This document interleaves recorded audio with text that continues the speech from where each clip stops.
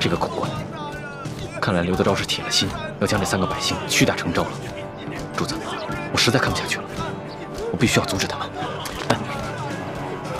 我眼下好歹也是奉旨查处书剑一案的钦差大臣，纵然无权过问山西的地方政务，但刘德昭应该也不敢把我怎么样。这样吧，你先去击鼓鸣冤。是。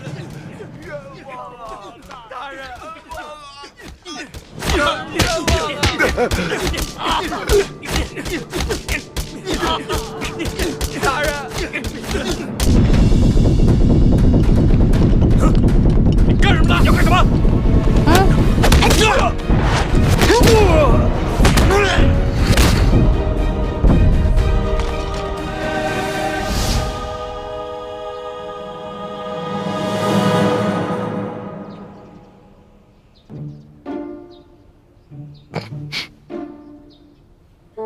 龙小弟，武功长进了吗？那是，跟了老大这么久，总得学点本事不是？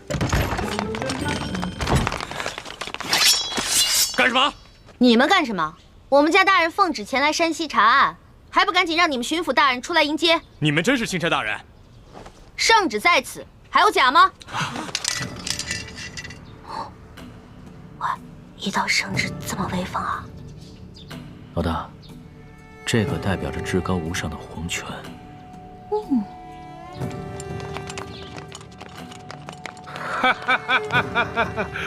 龙大人，刘德昭恭迎钦差大人。早就听说龙大人到了舒大人的府上，本该前去拜会，只是公务繁忙，实在是走不开呀。早有耳闻啊，这山西旱情严重，刘大人一边忙着赈灾，一边忙着缉捕盗匪，确实是忙得很呐。龙大人此次来奉旨调查舒大人遇刺一案，不知办得怎么样了？今日龙大人来，可是想让本府助你一臂之力？确实是需要巡抚大人相助之处啊。本府定当全力配合。哎，不过龙大人，你也看到了，本府现在正在审理一起盗匪之案，不如这样，龙大人先暂时去我的后堂歇息，待本府办完此案之后，再到后堂听龙大人通报舒总兵遇刺一案的案情如何？刘大人，这3天前夜里发生的重大盗匪案，没想到今日就抓到了匪徒。刘大人的办案效率实在是让我钦佩。刘大人，不知本钦差是否可以在此旁观刘大人审案呢？龙大人呐，你不过是奉旨来查办舒总兵遇刺一案的，这盗匪之案呢，与舒案呐，没有任何之相关联。哎呀，若是要旁听的话，不太合适吧？刘大人，本钦差只是旁观而已，绝不干扰刘大人办案。再说了，等本钦差回了宫以后啊，这皇上问起在山西的见闻，我也好将刘大人的这高效办案的美名上达天听啊！哎呀，龙大人若是执意要旁听的话，那就堂上请。哎，请，请。刘大人，这3个就是劫银劫粮的盗匪吗？不错，现下人证物证俱在，可是他们抵死不招。大人，老朽实属冤枉啊！大人，刘大人，不知有何人证物证，可否给本钦差瞧瞧？龙大人，你可是奉旨前来查办舒总兵遇刺一案，好像这个案子与你的案子没有任何关系吧？你只静静的旁观就好了。这具体的案情，本府无可奉告。王13、谢大牛、胡二狗，你们现在可冤招了！冤枉啊！大人，冤枉啊！小民冤枉啊！好一帮刁民！看来不动大刑，尔等是不会招供的。来呀！大刑伺候！大人饶命啊！大人，冤枉啊！大人，冤枉啊！冤枉啊！大人，饶命啊！如今人证物证俱在，你们是抵不了赖的，还是老老实实的招认了吧，免得再受这皮肉之苦。大人，大人，老朽自打进了这个公堂，我就知道我不可能活着出去了。老朽经不起如此大刑，老朽冤诏啊，大人！我二狗、谢大牛，你们呢？小人冤枉啊！大人，王十三，你就先招吧。大人，我招。大人，老朽我实在是不知道该招些什么呀。好，你们3个人那是办不了翻墙入室、劫官银官粮的大事的，你们必然还有其他的同伙，而那些同伙也必定不是普通人，那些人应该是盘踞在牛角寨上的潜明余孽，才会如此的胆大包天，是不是啊？大人，大人，您说是就是吧？那你就将如何勾结牛角寨贼人的经过，如实的招来吧。这经过，大人，老朽年老昏聩，这经过我实在是记不清了，就以大人调查的为准吧。好，那么你再想想，你又是如何联系胡二狗和谢大牛，去给牛角寨的匪徒做接应的？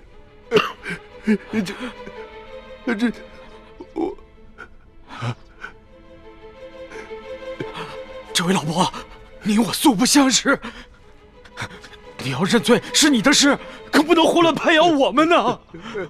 前日我家娘子刚刚流产，还等着我回去照顾她呢。这位老伯伯，我家里还有瞎了眼的老娘等我回去照顾，这盗抢官粮官银，可是死罪啊！大人，大人，老朽无儿无女无家产，我死不足惜。可是我与这2位小兄弟素不相识，你要让我胡乱指证，小老儿我心里实在是不安呐。看样子你还是没想明白呀。来人呐，在，让他清醒清醒。大人，大人，老朽冤诏，冤诏啊！大人，这案情经过，您比老朽更清楚，就请你们代老朽写下供词，让老朽画押便是啊。这就对了。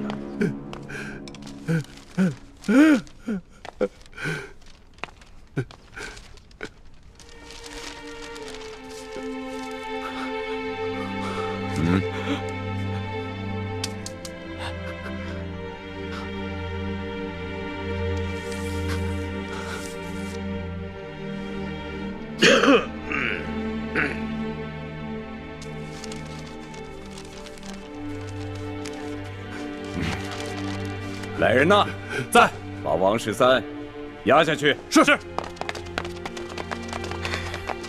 大老爷，走，你们关闭民房啊！胡二狗、谢大牛、王13都已经招了，你们还要顽抗吗？罢了，胳膊拧不过大腿，被砍头也比这么活着受折磨的好，反正都是个死。小人人冤招。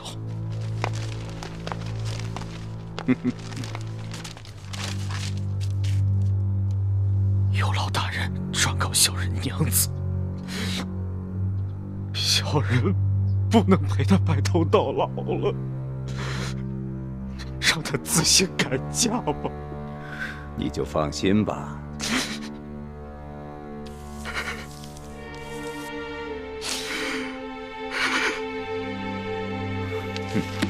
来人，在，把胡二给我带下去。是。走。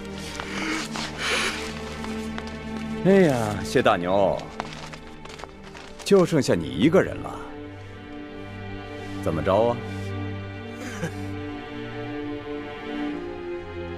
你们这些狗官，简直丧尽天良！就算你们有本事瞒得过朝廷，瞒得过皇上，你们也瞒不过老天爷！住口！来人，把他的嘴给我塞上！是。慢着，贼什么嘴呀？他不是愿意骂吗？你让他骂。谢大牛，我告诉你，皇上远在紫禁城里，你就是把喉咙骂破了，皇上也听不见。现在呢，我就给你一次机会，你是直接画押呢，还是领教我这堂上诸般的刑法之后再画押呢？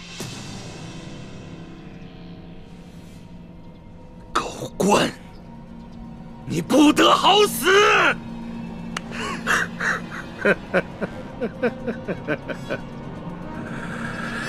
动刑！慢着，不能动刑。刘大人，想不到如此一起惊天大案，你们居然是如此办理的，真是让本钦差大开眼界。龙大人，有些事情你是不知道的。此地民风向来是彪悍奸诈，这几个人装出一副可怜的模样，不过是想博取龙大人的同情罢了。尤其是这个谢大牛，他爹曾是牛角寨上前明余孽中的一员，前2年刚被判了腰斩，而且那起案子就是谢大牛他娘亲自出手的。可是我实在没有想到啊，如今他谢大牛长大了，仍然与这牛角寨暗中勾结。当初我娘出手，害得我爹被腰斩。我一直以为我娘做得对，我爹就是个大逆不道的糊涂虫，他该死。可我如今才明白，是我娘错了，是我娘错了。这大清的天，简直比锅底还要黑呀！这百姓就该反！住口！住口！龙大人，你听见了吧？你看见了吧？此人果然是前明的余孽呀！他勾结山匪，打劫官府的库银。即便是他不招供，就冲他刚才那番说辞，本官也可以判他个斩立决！斩立决！刘大人，若不是你们软硬兼施，诱供逼供，这谢大牛又何至于恶言诅咒朝廷？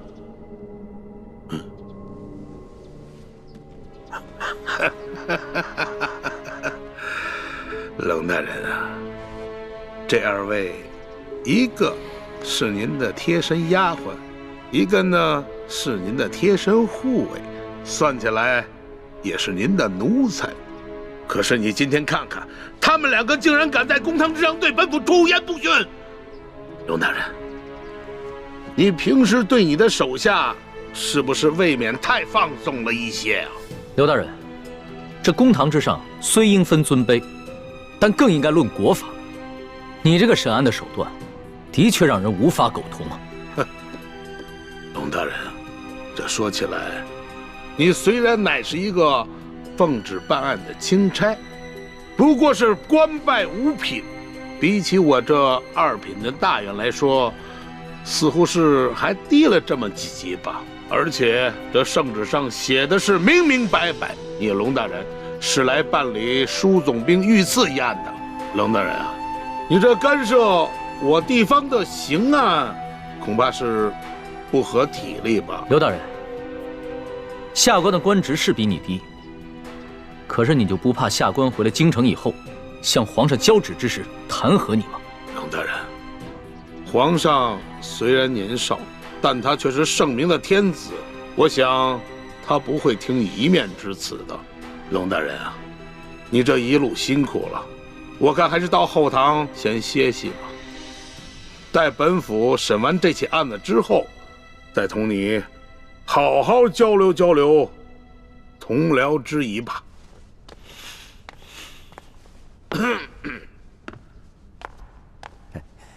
龙大人，请随下官到后堂歇息吧。慢着，你们可知我乃是？龙大人还有什么话要说吗？皇上，山西巡抚刘德昭觐见。宣刘德昭。这，刘德昭，皇上宣你觐见，请吧。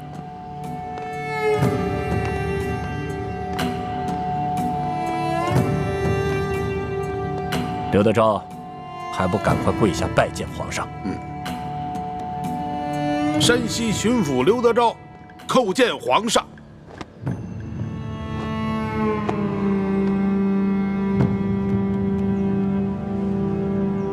吾皇万岁万岁万万岁！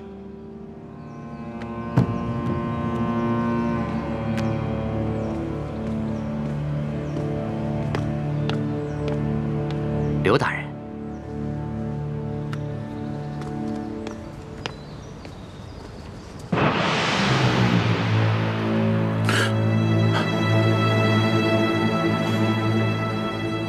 皇上，这些都是龙三弹劾臣的罪状，都是他无中生有所罗织的罪名，无中生有啊！刘德昭，钦差大人与你无冤无仇，为何要无中生有罗织罪名来诬告你？回皇上的话，这龙三向臣索贿不成，所以怀恨在心。他暗中勾结牛角寨上的悍匪，盗抢我府库的官银，还有这龙三，他私刻玉玺，伪造密旨，干涉我山西地方政务。皇上，这一桩桩一件件，臣据查实。皇上，请皇上明察。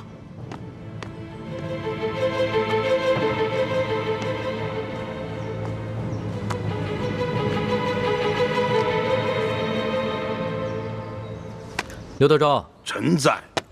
你文才不错嘛，言语之间的逻辑倒也紧密，难怪你能一路升迁，官拜2品。谢皇上盛赞，臣实在是愧不敢当啊。还有皇上，这是龙三私刻玉玺、伪造密旨、盗抢官银的证据，请皇上明鉴。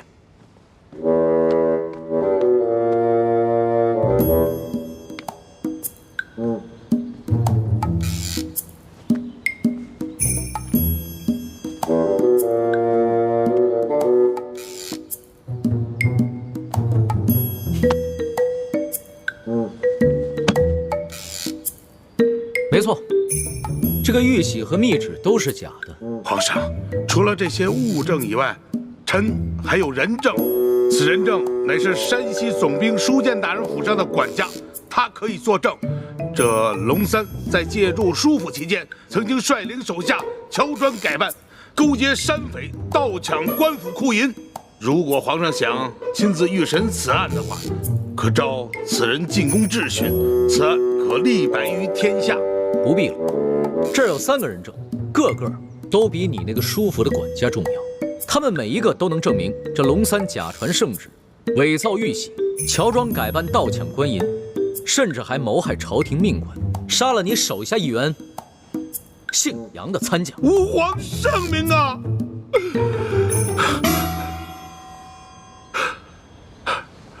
皇上实在是圣明啊，但不知现在那3人现下何处啊？刘大人，别来无恙啊？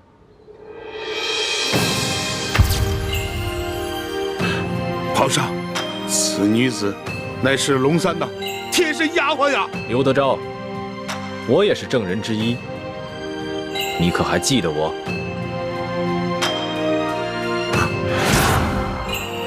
皇上，这个人也是龙三的心腹啊，抢到官银也有他的份啊。皇上，不管他们说什么，你可不要听他们的谗言呀。皇上，何止他们俩有份儿？刘德昭，臣子，你为何不抬起头来看看朕？臣第一次拜见天颜，内心诚惶诚恐，臣不敢直视天威，所以朕让你抬起头来，仔细的看看朕。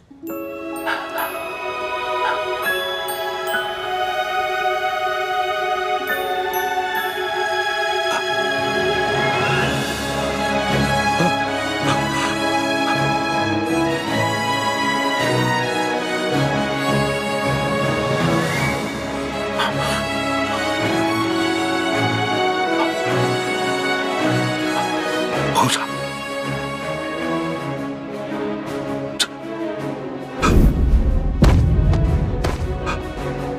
朕万死！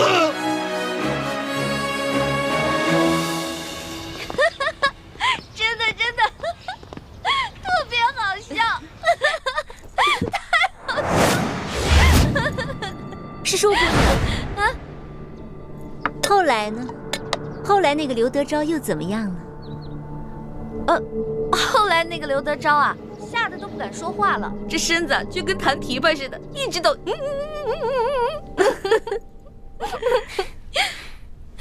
还真是有趣。真可惜，我没能当场看看他的丑态。哎呀，你还好没到现场去看他那个丑态，你都不知道当时啊一股恶臭。结果你猜怎么着？吓得那厮尿裤子了！哎呦，臭的我呀！龙小弟赶紧叫人把他给拖走了。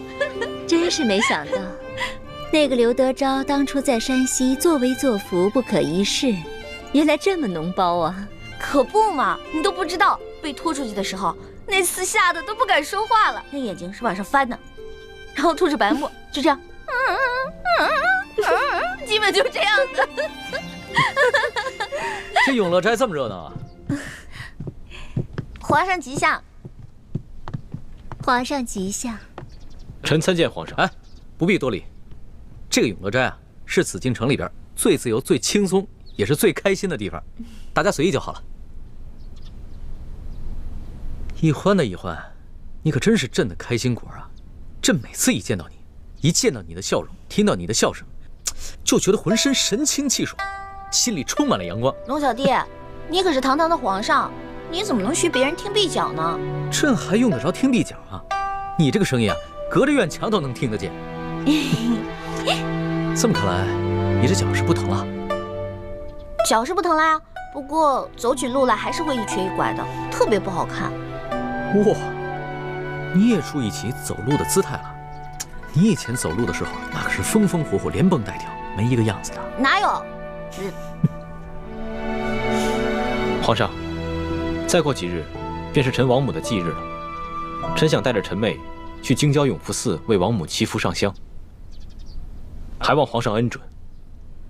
康熙已将刘德昭和顺天府尹甘国泰的案子交由刑部审理，此二人一定会被处以极刑，也算是大快人心了。欢妹，你现在可以跟我一块撤走了吧？我爹过2天回京城，要不然等我爹来了以后，咱们商量一下再决定。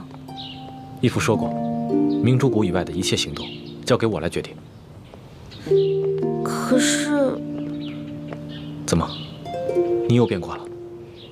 不是，我只是觉得，如果我们要撤出紫禁城，如果撤不好的话，康熙肯定会怀疑的，到时候侦查起来，雪姐姐怎么办啊？这个你不用担心，我已经安排好了。樊师妹和叶师弟已经随吴应琪的车队进京了，到时候我们借王母的忌日要到了，一起去京郊的永福寺为她上香祈福。然后我会安排一帮人，扮作是石青红的手下，将我们劫走。如此一来，我们既可以顺理成章的消失，还可以嫁祸给吴三桂，挑起他跟康熙的矛盾。哦，好吧。好，朕准了。到时候啊，朕让礼部的人准备一下，在永福寺给令堂做一场追典。多谢皇上，臣母能享此哀荣，是臣兄妹天大的荣光。你先别急着谢朕，朕还有一项很重要的差事要交给你去办，不知你是否愿意？臣愿听凭皇上差遣。这个刘德昭和顺天府尹甘国泰的案子虽已交由刑部审理了，但是朕明白，这朝中的大小官员中，不知还有多少刘德昭和甘国泰。朕想让你和索额图做钦差，组织一帮有能力的官吏，暗中清查其他官员，看是否还有人故意制造冤假错案，冒领功勋，以此作为整顿吏治的开端。皇上，这恐怕……怎么，你不肯？你要是有什么顾虑，就尽管说出来，朕替你解决。微臣不敢，只是臣乃小小的太医，恐难当此大任。这个整顿吏治啊，必定会得罪一大批官员，尤其是那些享有特权的八旗权贵，这是一件吃力不讨好的差事。索额图虽然能力强，但他毕竟是满臣，肯定会因为种种情面不便下手，所以朕想破格任命你为钦差，把那些贪赃枉法、鱼肉百姓的国家路度全部给揪出来，明正典刑。太好了，朱哥哥，这可是一件利国利民的大好事啊！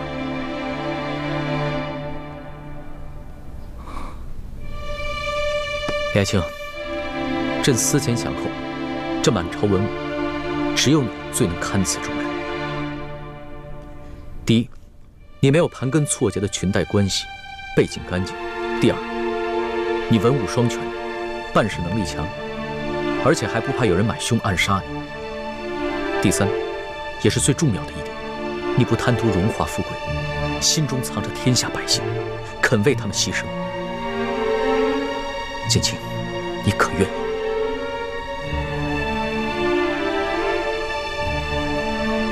哎，朱哥哥，你就答应龙小弟吧。这件事不光为了龙小弟一个人，还有全天下的老百姓呢。你想，咱们已经见识到了刘德昭和甘国泰的恶行了，可是天下还有多少甘国泰和刘德昭呢？还有多少老百姓正在承受他们的欺凌？你忍心不管吗？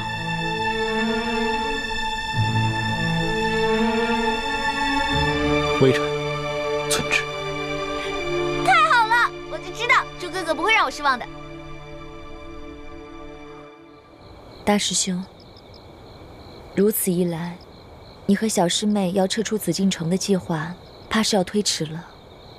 这也是无可奈何之举。我不想让易欢失望，更不想错过这个为天下老百姓除害的机会。可你有没有想过，你帮康熙整顿吏治，肯定会面临极大的风险。就算你最后千辛万苦做成了，也是替康熙做嫁衣。到头来，老百姓感激的只会是康熙，不会是你。我想好了，我会借此机会，在清廷当中掀起一番大的波澜，挑起朝中各大权贵对康熙的不满。如此一来，老百姓既得了利，又能激起康熙跟群臣的内斗，引发他们的内乱。还是大师兄思虑周详。说实话，我心里也很纠结。如果我跟易欢撤走，只留下你一个人在这宫里，完成寻找铜匣跟查找内奸的任务，实在是太危险了。我们也太自私了。大师兄，我知道你心里装着我们每一个人，你希望把每一件事都做到完美，对得起我们所有人。可是这样的话，你会很累的。就像这一次你决定留下来，那小师妹和康熙又会继续朝夕相处，这对你来说实在是一种折磨。若易欢能像你这样了解我，在乎我的感受，那就好了。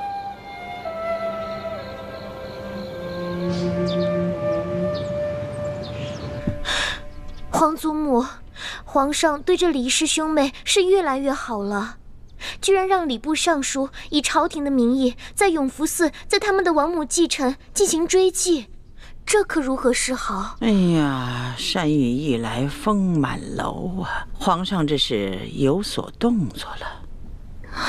难道皇上是要将这李易欢纳入后宫了？那倒不是。皇上如此笼络李建清，是想李建清和索额图一同协助他整顿吏治。皇上这次微服私访之后，心境大变，言行激进的，哀家是担心他掌握不了分寸，动摇了朝纲啊。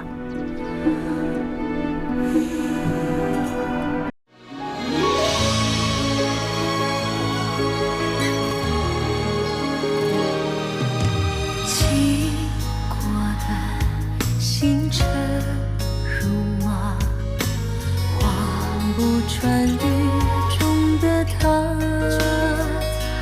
这一生月光光，能否带他伤的心归家？愿做他掌上的明珠，献上我纯真的祝福。回忆中的路开满花簇，绽放般诗的光速。愿做他掌上的明珠，献上我纯真的祝福。明月照我心，掀起迷雾，留下不悔的情愫。愿做他掌上的明珠，献上我纯真的祝福。回忆中的路开满花簇，绽放般诗的光速，绽放般诗的光速。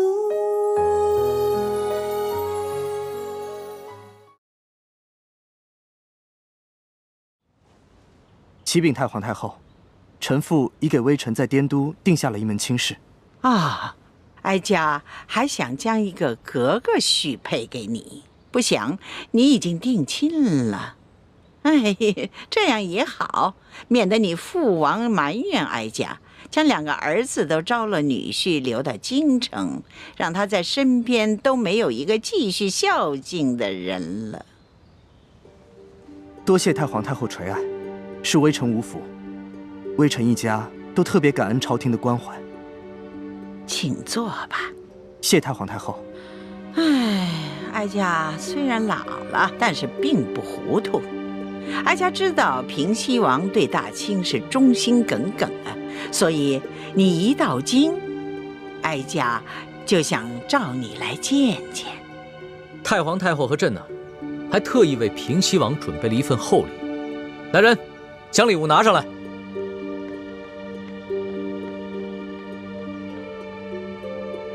罗父，二公子，你们2位可以先将礼物打开看看。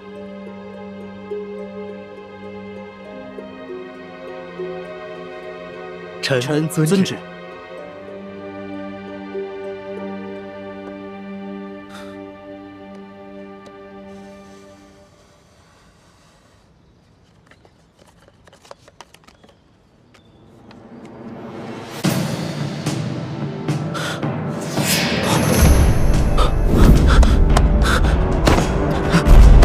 太皇太后和皇上明鉴，这些奏折都是对微臣父王的构陷。太皇太后和朕之所以要把这些折子送给平西王，就是为了告诉他，这朝野之上啊，有许多大臣都弹劾他心怀不轨，有谋反之心。但是朕和太皇太后的心里啊，都是绝对的相信他的。多谢太皇太后和皇上的信任，微臣定当誓死效忠大清。好了，都是自家人，何必这么生分？起来吧。建宁，还不赶紧把额驸扶起来？来，起来吧，二公子。你回到云南后，代哀家问候你父王好。另外，哀家给你母亲侧王妃准备了一点心意，顺便带回去。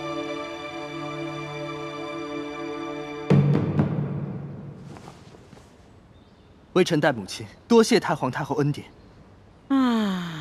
额驸、二公子，你们兄弟难得一见，大可不必在哀家这里立规矩了，还是到额驸府去续续亲吧。啊，建宁，你留下来陪哀家说说话。微臣告退。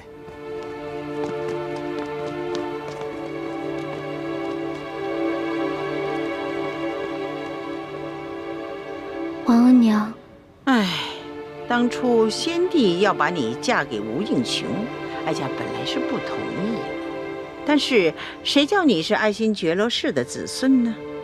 建宁明白，建宁定会好好侍奉夫君，替皇额娘分忧。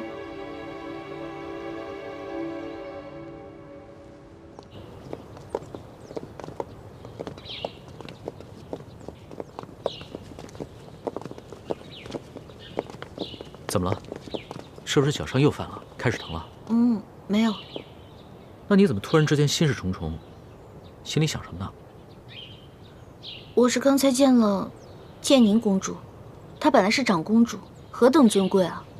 可是，在13岁的时候，不得已嫁给了吴应熊。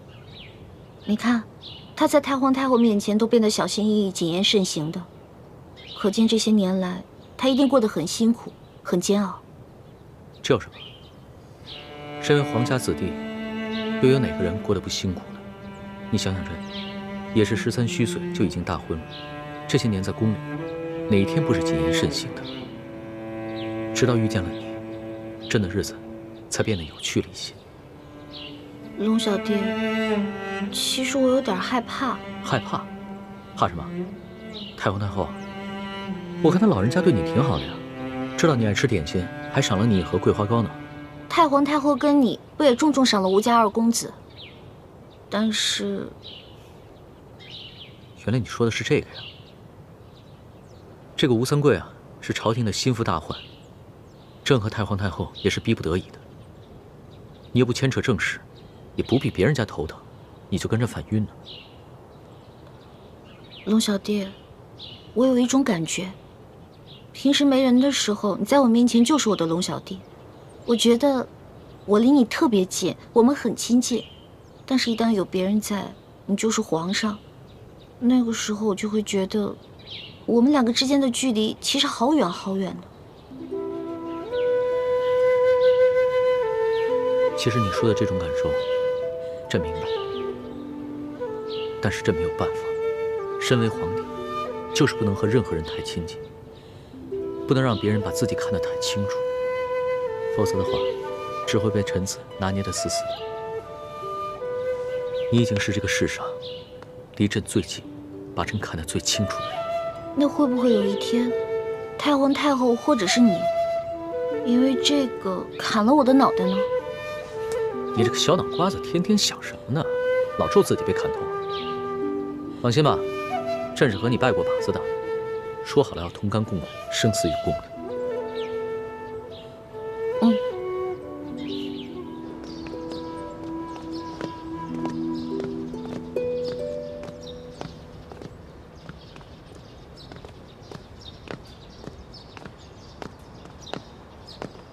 李公公啊，皇上在吗？索大人啊，皇上跟史淑姑娘去了永乐斋，要过一阵子才回来。索大人，稍候一下。那我就在这儿候着吧。好。这甘国泰的案子结了，我得向皇上汇报一下案情啊。跑什么呢？啊，急急火火的。刑部有人带话，说这刘德昭死活不肯认罪，还说什么哭着喊着要见你。见我？对。糟了，难不成是他给我行贿了2万两银票，这会儿要举报我？不行，我得去封了他的口。你去告诉刘德昭，让他别着急，跟他说，等我见完皇上就去见他。是，义父。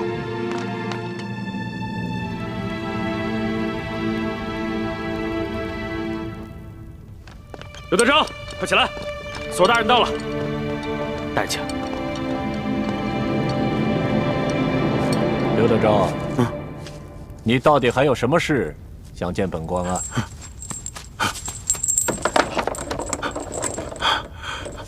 索大人，罪囚有要事相禀报。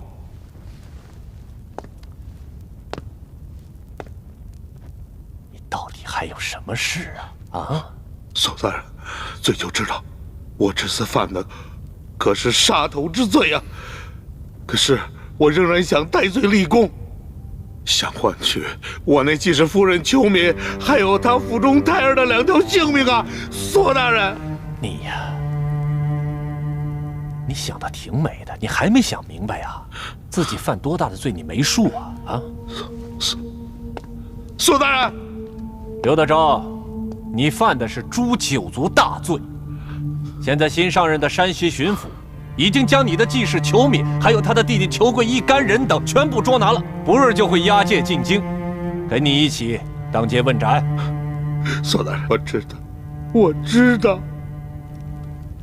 罪囚这次犯的那是逆天之罪呀！可是索大人，我所要举报的，那也是非同小可呀。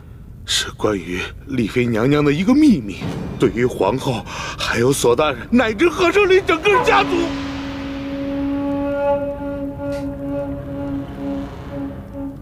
你们都先出去，我要和他聊聊。这。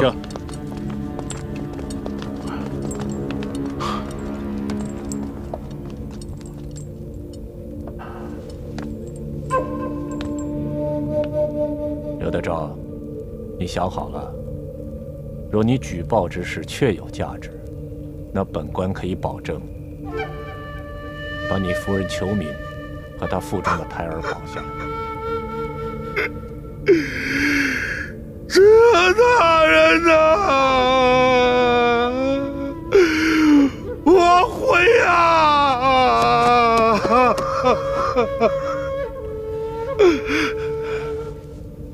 说来我听听，什么重要的事？索大人，我所要说的事儿，干系到皇家的体面，我想越少人知道越好吧。他没事，他是我亲外甥。索大人，罪囚说，我听说这舒建之女舒婉心回宫之后，用了没多久，就被皇上封为了丽妃，是吧？是啊。而且现在后宫十分得宠，可说的呢。索大人呐，你可不知道啊，现在正在受到皇上恩宠的，并不是真正的舒婉心，她是假冒的，假冒的。你说舒婉心是假冒的？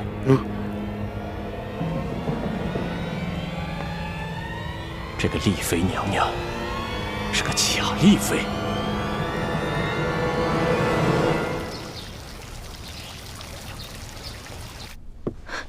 什么？丽妃是被人冒名顶替的？嘘，皇后娘娘千万小声点，别让外面的宫人听见了。这消息可当真？这刘德昭所言可靠吗？这刘德昭意识到自己死罪难逃，一心只想给自己留个后，所以他没有必要在胡言乱语编出这么荒谬的事情来。而且根据丽妃这次出巡的种种表现，她几次三番拼着性命去保护皇上，其胆识不像是普通官宦人家的小姐所为。我看此事十有八九会是真的。而且再往深里去想，这假冒丽妃的人说不定和李氏兄妹他们都是同一伙人。那这刘德昭手里可有证据？没有，就是因为他手里没有证据，所以他才不敢声张，只是拼着命的想要见我，想私下里和我做个交易。那依三叔所见，我们现在该如何应对？要不要去告诉皇上？万万不可！现在皇上对丽妃宠爱有加，而且此事又关系到皇家的脸面，我们一定要把真凭实据拿到手里，再一举扳倒李氏兄妹，还有这个假扮丽妃的人，不然大蛇不成，反要遭蛇咬啊！那三叔的意思是？现在唯一的铁证就是活着的舒婉心。我会悄悄地派人去趟山西，通知山西新巡抚，让他设法悄悄放掉裘贵和裘敏姐弟俩。我们让裘贵替我们找到真正的舒婉心。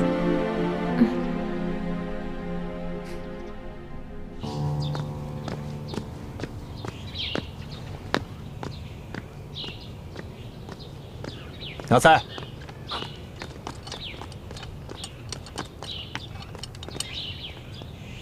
安排一个可靠的人，把这封信交给裘贵，告诉他，只要他能找到真正的舒婉心，便可以戴罪立功。不仅他和他姐姐的命可以保住，就连刘德昭都可以罪减一等，保住性命。您放心，这事儿就包在我身上。去吧。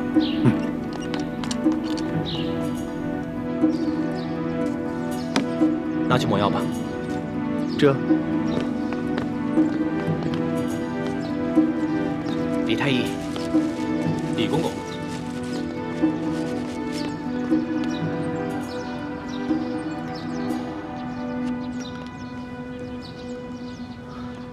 叔父的意思是，纳赛和索额图又在想办法暗算我和奕欢。索额图昨天在御书房门前候着，准备向皇上汇报顺天府尹干国太医案。突然刑部派人来找他，说是刘德昭坚持要见索额图，说有重要的事情要汇报。索额图去了天牢以后，他就跟纳赛在旁边咬耳朵，估计没什么好事，搞不好跟你们兄妹有关。我知道了，多谢叔父提醒。你小心点。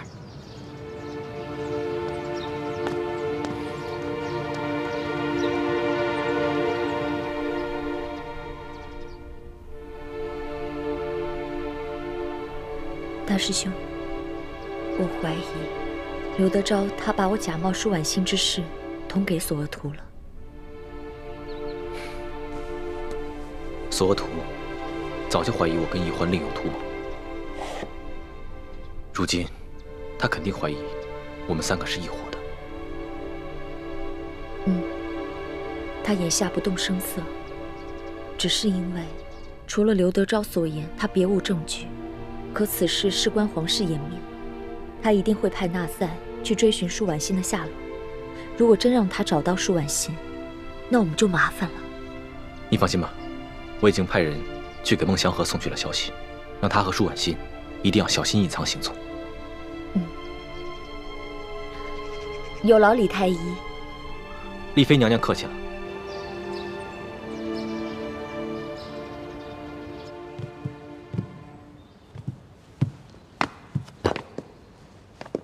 皇上，这些就是吴应奇从云南押送进京的永历帝遗物。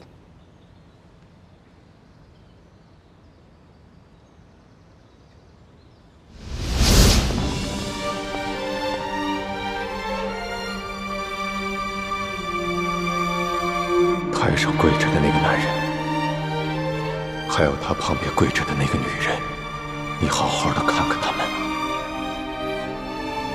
记住他们的样子，永远不要忘记。他们是谁啊？我为什么要记住他们的样子，永远都不忘？先别问为什么，听义父说，好好看看他们。这是你第一次看见他们，也是最后一次看见他们。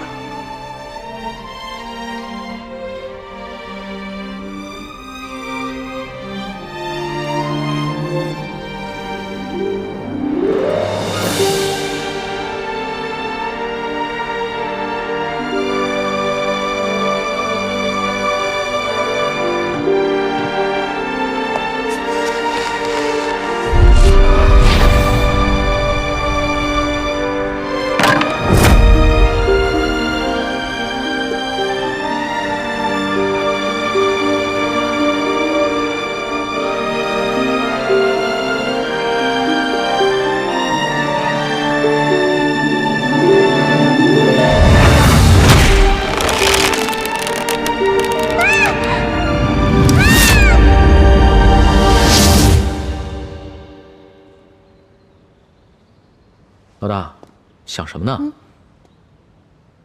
没有，我只是在想，永历作为前明最后一个皇帝，日子一定不好过。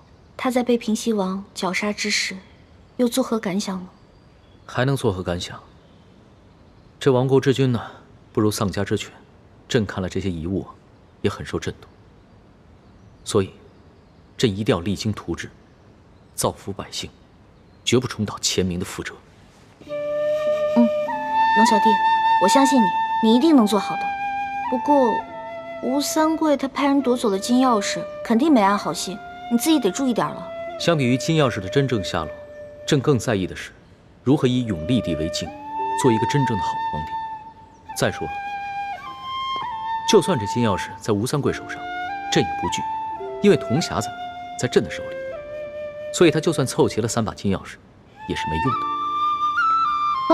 龙小弟，你还不知道你手里的铜匣子其实是假的，也不知道吴三桂抢回去的金钥匙也是假的。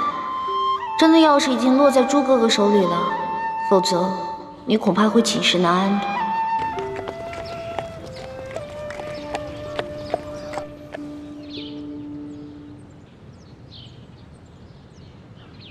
这把金钥匙是假的。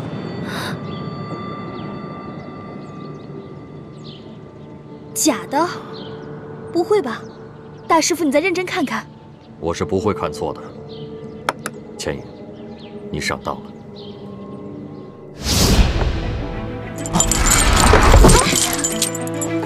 那就有劳姑娘了。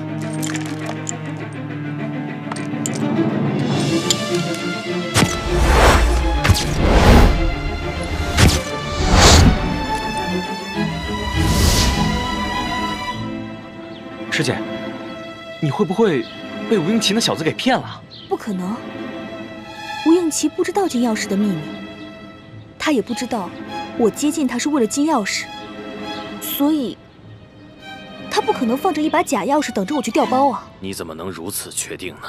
四师傅，吴应奇和他爹吴三桂不同，他是个人品端方、有胆有识的谦谦君子。人品端方、有胆有识，还谦谦君子。千影，你对吴三桂的儿子评价挺高的。我说的都是实话。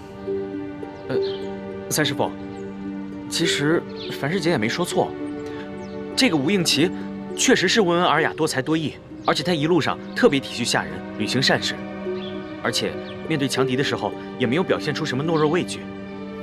其实说真的，如果他不是吴三桂的儿子，弟子我也是真想和他结交的。哼，有其父必有其子，吴三桂这种大汉奸，怎么可能教得出这么好的儿子？倩影啊，画虎画皮难画骨，知人知面不知心。你爹说的对，你千万不要被吴应奇那个小子的外表给骗了。爹，在你眼里，女儿就是如此糊涂无用之人吗？你根本就没见过吴应奇。我和叶师弟已经跟他相处整整3个月了，如果换作是易欢的话，你也会这么不相信他的判断吗？倩影，你爹不是这个意思，他只是想提醒你。易欢虽然生性贪玩，不求上进，可是他天资聪颖，绝不会那么容易被敌人的假象给迷惑的。是，易欢什么都比我好，我这个女儿什么都不如易欢。可是爹，你别忘了，我才是你的亲生女儿，易欢的亲爹是大师傅晋王。倩影，师姐，倩影。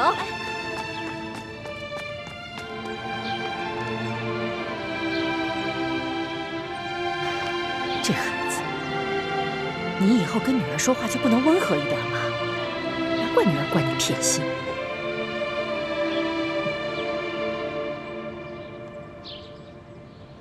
既然倩影和默生都觉得吴应奇不可能从中做手脚，那只剩下一种可能，那就是吴应奇一开始护送的金钥匙就是一把假的。也就是说，真的金钥匙还在吴三桂的手中。没错，吴三桂在朝廷中也广布眼线，他很可能也从鳌拜那里得到了金钥匙的秘密。所以，当朝廷要他上缴永历帝遗物时，他很可能留了个心，把真的金钥匙留了下来，而让吴应奇护送一把假的金钥匙进京。既然金钥匙是假的，那他又何必把他追回来呢？还铤而走险，把山西总兵舒建给杀了。也许他是怕清廷知道金钥匙被调了包，康熙会追问他的欺君之罪，所以他派杀手假扮盗贼，盗走了那把假的金钥匙。舒建命大，虽然受了重伤，但他没有当场毙命，所以他又派石青红去杀人灭口。但他万没有想到，山西巡抚刘德昭也想杀舒建灭口，还派出了义成。义成撞破了石青红要杀舒建的真相，反而让康熙知道了劫杀舒建的是他吴三桂。四师傅、五师傅说的都很有道理。康熙表面上维护吴三桂，其实心里对他很是猜疑。我觉得这倒是我们的一个绝佳的好机会。太子，如今你跟奕欢还有倾城，已经完全取得了康熙的信任。你们接下来的任务就是继续潜伏在紫禁城中，查出鳌拜安插在我们明珠谷的内奸，找到真正的铜匣。好，铜匣是在宫里找到的，也是在宫里被调包的。我们只能继续留在宫里。义父，我会尽最大的努力，找出真的铜匣，查出内奸。默生，吴应期不是邀请你跟倩影一起去云南吗？真的金钥匙一定还在吴三桂的手中，你就顺势答应他，跟他一块去云南。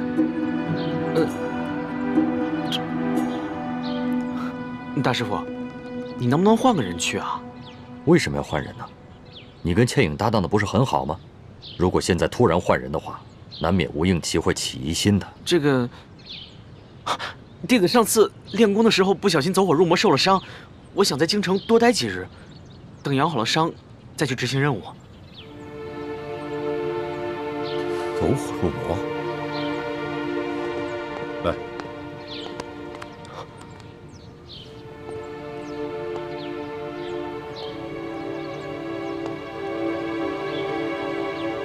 默生的确曾走火入魔，伤及内脏，至今未愈。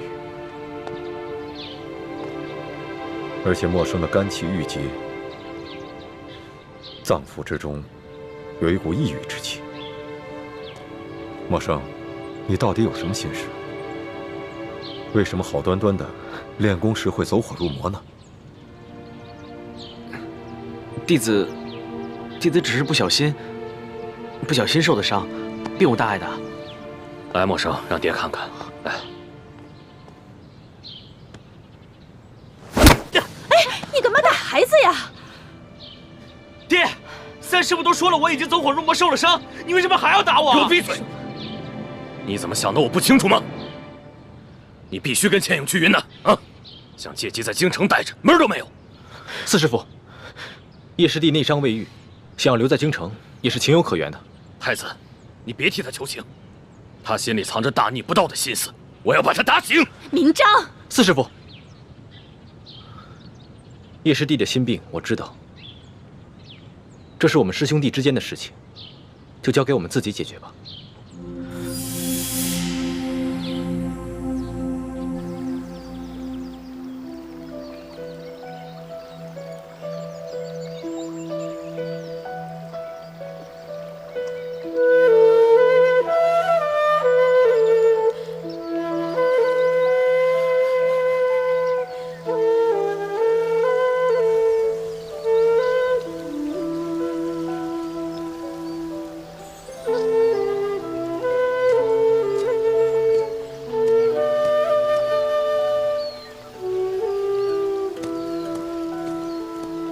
倩影，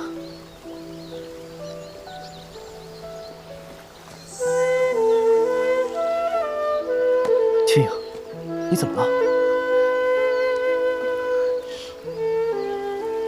没什么，只是沙子迷了眼睛。这湖边哪来的沙子呀？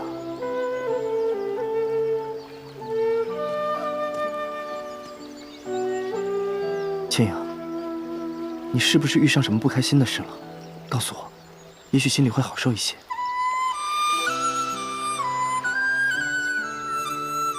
真的没有。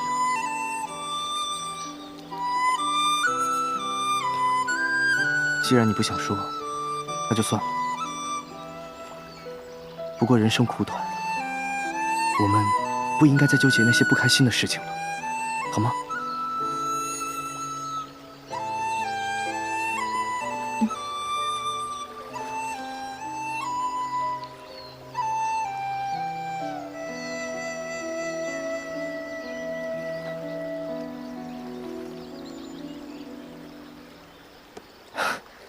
给。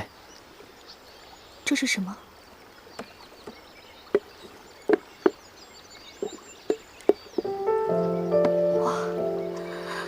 好漂亮的金面具啊！不过，这实在是太贵重了，倩影不敢收。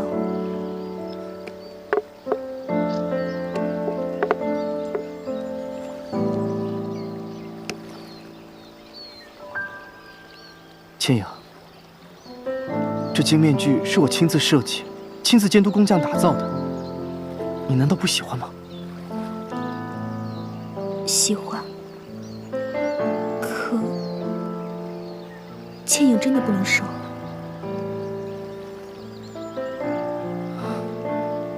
倩影，这是我第一次送女孩子东西，难道直到现在你还不明白我的心意吗？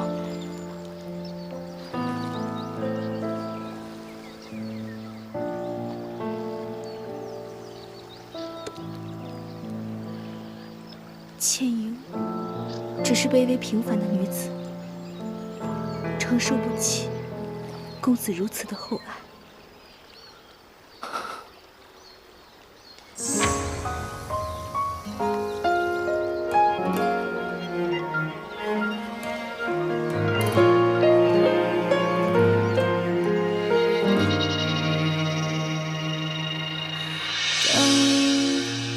何时天会晴？雨后的世界一片安静。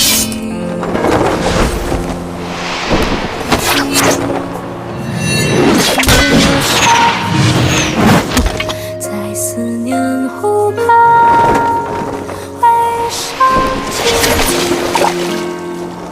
我在黑夜。 在这里，你在哪里？思念无来及，今夕而行。这金面具，我为您一人打造。你若不收它，它还有何意义？这么美的金面具，丢了实在是可惜。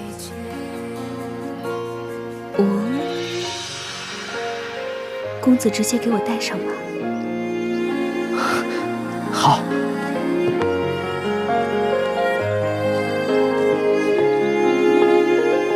情缠一波，曾经拨弄我的心，久久不能平静。梦何时才会清醒？醒来之后，只想看你的眼睛。我在黑夜等你的黎明，我在这里，你在哪里？思念无来及，今夕何夕？许过的愿还留在天边，心里的白发又平添。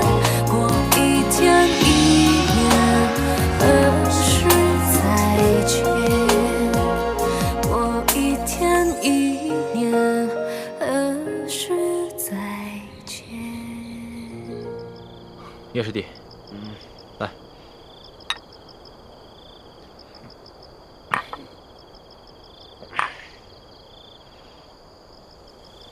我知道你为什么想留在京城。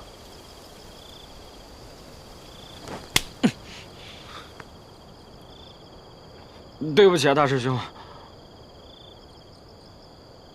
我控制不了我自己。我和易欢从小就定了亲，我又是大明的太子。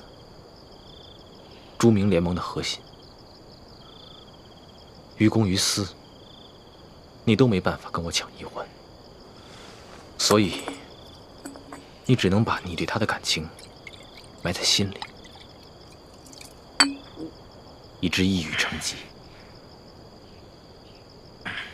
大师兄，你放心，这只是我的一个心病。等将来有一天，你和一欢成了亲，有了孩子，我也许慢慢就放下了，绝对不会打扰你们的。我相信。其实你比我还大1岁呢，只不过因为我的身份特殊，所以师父们让你们尊称我一声大师兄。我相信你比我更知道分寸。大师兄，在我的心里，兄弟之情一定比儿女私情更重。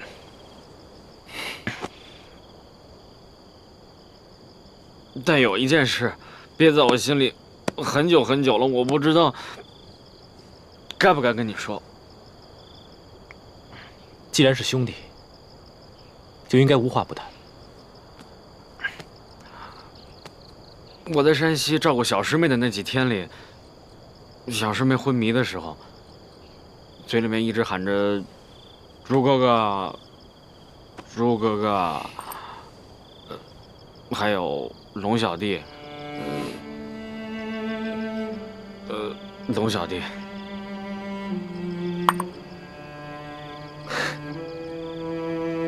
他自然是挂念我的。至于那个康熙，不过是随口叫几声吧。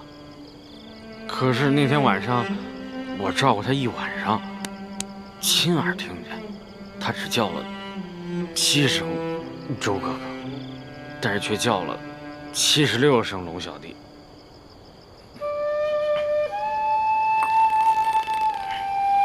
大师兄，你要是继续把一欢留在康熙身边，那他的心早晚有一天可就不是你的了。你还是赶紧把他撤回来。我撤不了，铜匣还没有找到，鳌拜埋伏在明珠谷的内奸，也没有查出来。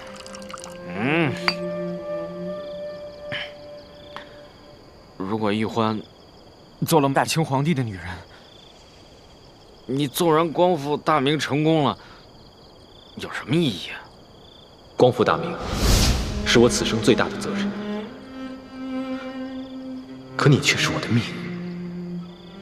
如果没有了你，那我做什么都没有意义。我要是你，我才不要这万里江山呢！我就想牵着小师妹的手，找一个像明珠谷一样的世外桃源。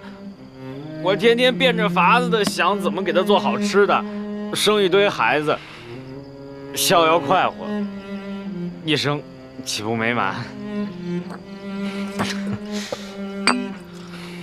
叶师弟，我如果是你，我也宁愿不要江山要美人。但是，我姓朱，是大明最后一个太子，我不可以。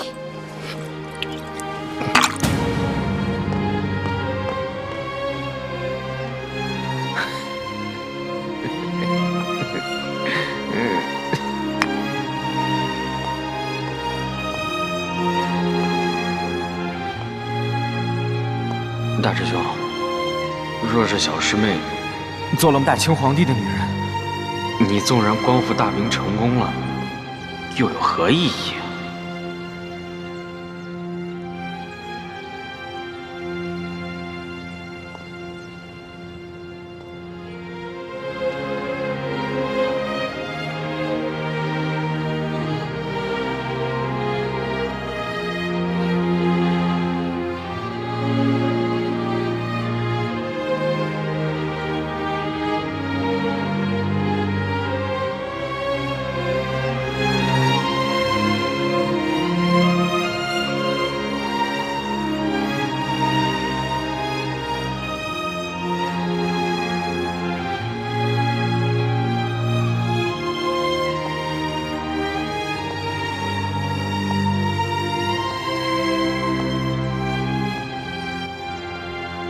你们都退下吧。是。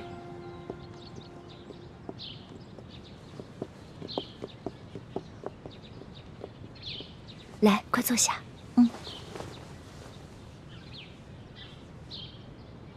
小师妹，你有没有去看大师兄啊？他人都瘦了，还变得沉默了。呀，最近他一直在忙着跟索额图查那些贪官污吏，我都好多天没见到他了。他不来见你，你就不去见见他呀？我倒是最近在夜里悄悄地见了他，他人瘦了，都忧郁了。是吗？那是我疏忽了。我一直觉得朱哥哥成熟稳重，无所不能，遇到什么事情都能解决，他也会很好的照顾自己。你呀，不是疏忽了，是你的心不在他身上罢了。现在你的心思都在你的龙小弟身上，忘了你的朱哥哥了吧？没有，雪姐姐，我心里是有朱哥哥的。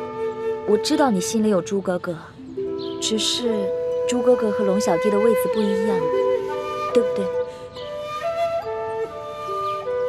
虽然你不敢承认，也不敢说出口，但是你的心思啊，我最了解。虽然你从小和大师兄定了亲，可在你的心里一直把他当成哥哥看待，没有男女之情。我说的对吗？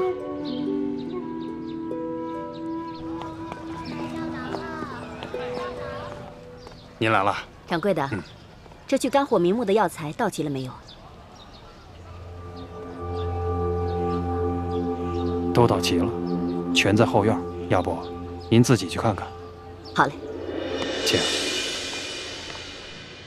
雪姐姐，其实我之前一直不明白我对朱哥哥到底是什么感情，我是最近才想清楚的。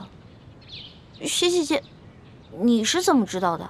因为爱一个人，就一定会想要独占他，而你从小就知道我很喜欢大师兄，可你从来不吃醋，还没心没肺的跟我做姐妹，所以我就知道你对大师兄的感情和我对大师兄的感情是完全不一样的。如果咱们俩换个位子，你明知道我和大师兄从小定了亲，却还那么喜欢他，那我一定会很生气啊，就像大师兄会生叶师弟的气一样。雪姐姐，这些话我从来不敢跟别人说，我跟你说完，你可千万要替我保密啊。咱们俩姐妹的私房话，当然要保密，都是咱们的小秘密。其实我是喜欢朱哥哥的，但是就像你说的，我对他的喜欢不是男女之间的喜欢，我喜欢他是因为他从小对我特别好，宠着我，就算天塌下来他也能帮我扛着，让我特别有安全感。但是朱哥哥一心想着光复大明，对我跟他自己的要求特别高，就跟我爹似的，让我觉得特别没趣。我知道，我看得出来。可是从小爹跟各位师长就一直告诉我，我呢是朱哥哥的未婚妻，是将来大明的太子妃，